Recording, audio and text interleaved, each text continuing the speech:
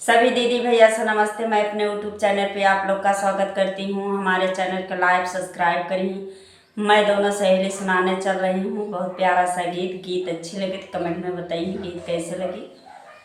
भैया दीदी है बहुत मेहनत से भी गीत हम पचे बनाए वही चलत है। बहुत मेहनत कर कि बनाए है गीत कमेंट में बताइए तब जानब कि गीत अच्छी लगे कि नहीं। पसीना चुगत बाटे इतना पसीना इनके टपर टपर चुगत बा देखत है।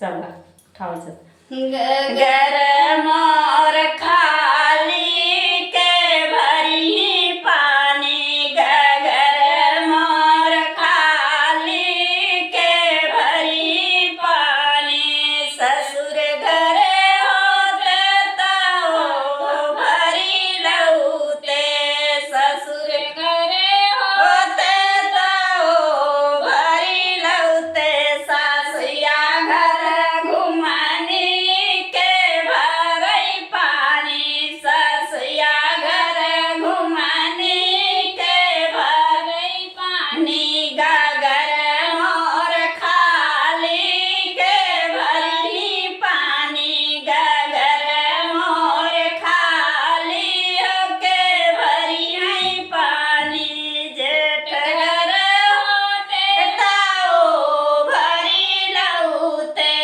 जेठ घर होते ताओ भरी लौते जेठनिया घर घुमानी के भरई पानी जेठनिया घर घुमानी के भरई पानी गागर मोर खाली के भरई पानी गागर मोर खाली के भरई पानी देवरा घर होते ताओ भरी लौते देवर घर होते ताओ भरी लौते देवरनिया घर घुमानी के भरई पानी देवरनिया घर घुमानी के भरई पानी गागर मोर